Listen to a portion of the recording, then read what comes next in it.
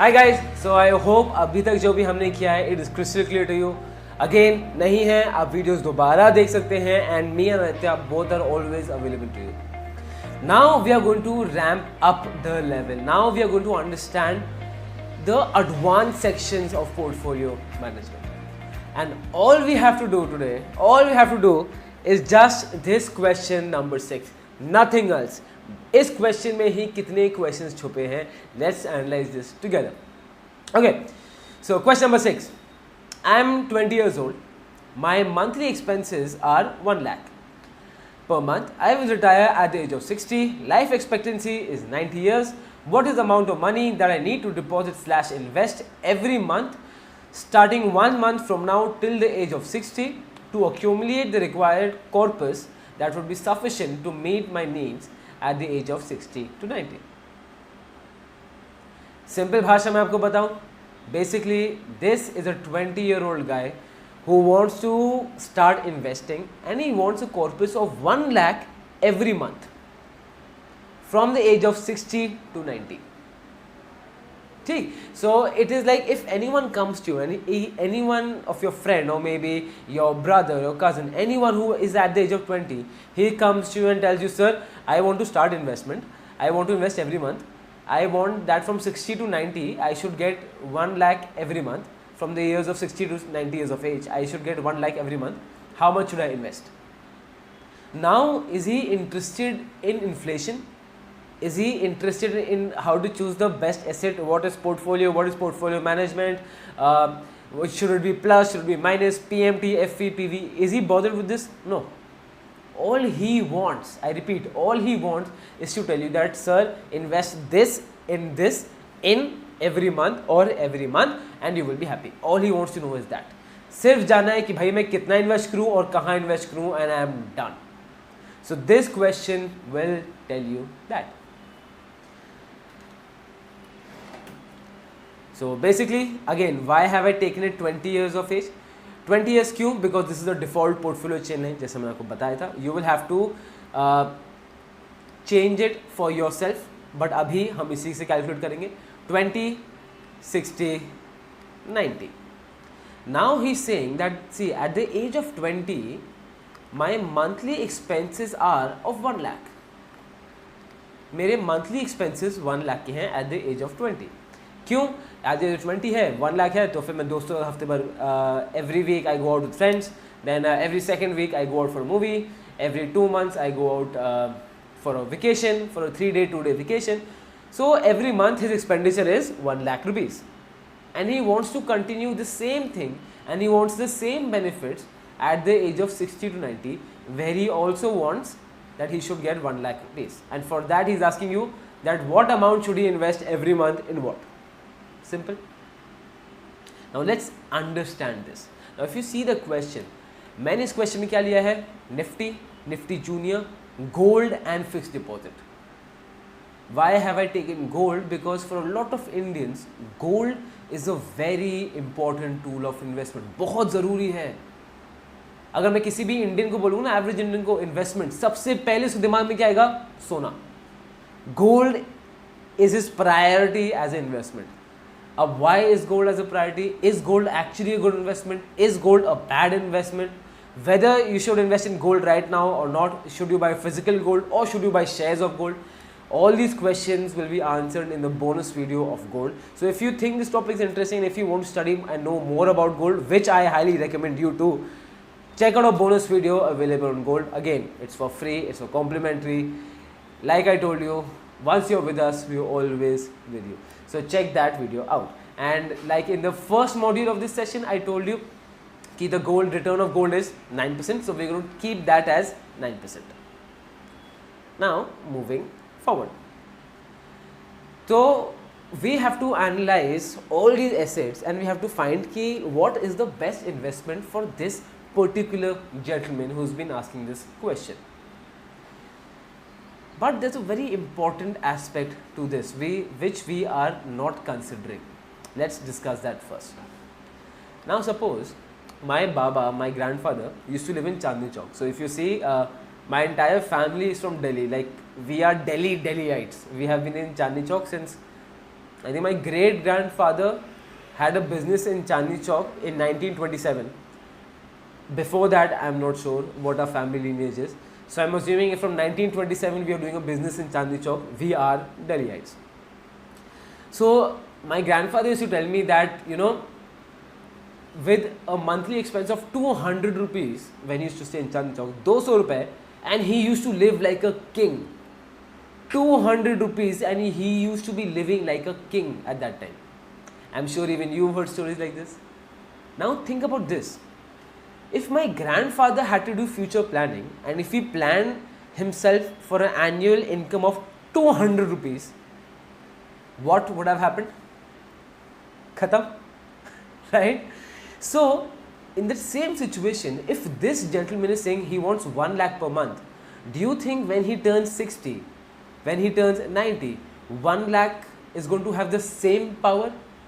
1 lakh is going to have that same purchasing power? No. Why?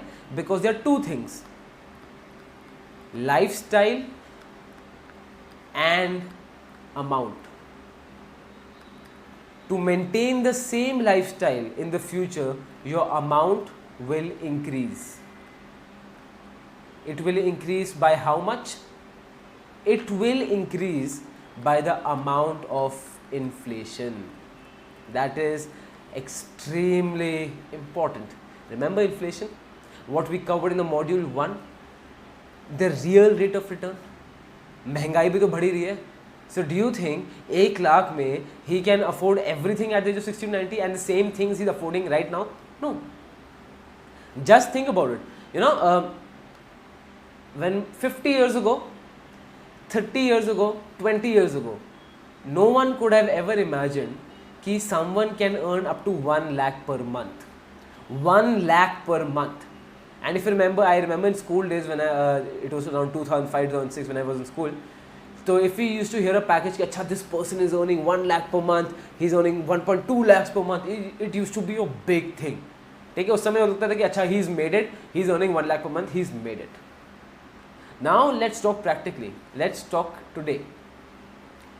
1 lakh per month. If you are earning 1 lakh per month and you have a wife and 2 children, you have a modular family, and you have to pay rent, education, travel, food, basic necessities, you think 1 lakh is enough? No. If you live in a metropolitan, if you are earning 1 lakh per month and if you have a family of 4, you will live in a life of sacrifice, mediocrity. That is the truth. Could my Baba have imagined it in his wildest dreams that there can be a situation where people might be earning 1 lakh per month, still they are struggling in life? So again, we have to learn from our ancestors' mistakes. Inflation, we have to count inflation. Right? Now, before this, let's understand what is inflation. Now, like I explained in the first module itself, what is inflation? Inflation is the decrement of value of money. When the same product costs you more money compared to the earlier times, that is inflation. Simple. Now, inflation, if you take the case of India, inflation will be around 3 to 5%. If you take the CAGR of 5 years, वो इतना ही आएगा. If you take the average of 5 years, वो इसके बीच में ही होगा. Right? Above this will be hyperinflation. And as the Indians, we know this because there have been times in India where inflation touched to 6.25, 7.18, 8.38%. And below this will be deflation. Right? And we are always in the bracket of 3 to 5%. Clear? Now let's understand, let's dig a little deeper into what inflation is. Now hyperinflation, as Indians, we have seen it, we have faced it, and we know how bad is it. Okay? When hyperinflation happens, everything gets so expensive that you can't afford anything. Poor people die out. Why? Because the little amount they have, they can buy nothing with it now. Right? That is hyperinflation. Now let's talk about deflation. Let's talk about negative deflation in negative returns. Now just imagine if suppose I give that same Amul butter example. मैं Amul butter around when I was in school 15-16 years ago, I bought it for 20 rupees. Now today I get that same butter for 40 rupees, right? But just imagine when I used to get that butter for 20 rupees, now I get it for 12 rupees. After 3 years I get that for 8 rupees. After 5 years I get that for 2 rupees. Do you think it's good or bad? This is what deflation is. So do you think it's good for economy or bad for economy? Good, right? Why? Because आपकी savings बढ़ेगी, you can buy more things.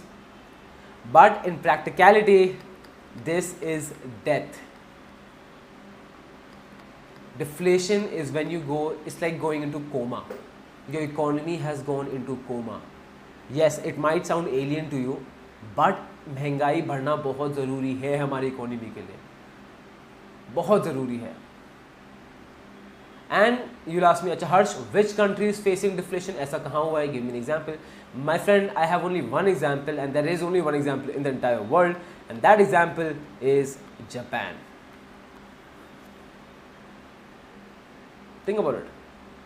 पहले सोनी की क्या value थी? I remember when I was a kid, if I wanted to buy a TV, Sony Bravia, my parents were willing to pay 30% more for it, but खरीदना तो भाई बस Sony Bravia ही है. If you have anything of Sony, you choose Sony first. Sony Vios, if you remember the laptops, the colored laptops, they were a massive range. Sony के phones, PlayStation, Sony Walkman. Up, do you think Sony holds that same brand value? No. Now people actually prefer Samsung over Sony. People actually prefer LG over Sony. I'm not saying LG and Samsung is bad. All I'm saying, have you seen what's happened to the brand value of Sony? Sony Vaio, finished. Sony mobile phones, finished. And this, if you notice, is happening to all the Japanese companies. Panasonic, packed off. Toshiba, no more in India. You take Honda is going in massive losses. Toyota is going in losses. Sony is going in losses or just staying above the ground level, right? And the only Japanese company that are actually making profit is Suzuki, right? Maruti Suzuki. And I don't see Maruti Suzuki ever doing bad in the Indian automobile sector. So except that company, that's a major exception. Except that, all Japanese companies are suffering. Why? Why? Because Japan faces two major problems, two very major problems. First, they have a small population. Now you will tell me, Harsh, ये तो अच्छी चीज़ है ना? India में सारी problems ही हैं because population so large, we can't educate everyone, we can't give health benefits to anyone, we can't give widespread awareness to everyone because there is so population. Japan में there is such a small population that this is why it really boosted them in their growth. If you go to Tokyo, they say it's the most advanced city in the world. Everything works on machines. Everyone follows each and every rule. Even the little tiniest of the rule, people follow it. That is why the amount of police in Tokyo is so less. Because people are that educated. Right? Now, so they have a small population. Now just imagine they have a small population and everyone has everything because obviously Japan is a rich country, so I'm assuming generally majority of the crowd or even more than the majority is rich. So everyone has a television. So would anyone buy a new television? No. Where would the demand go? Less. Second, and the main problem is that the average age of Japan is 64. 64 is the average age, guys. 64. Now how does it affect the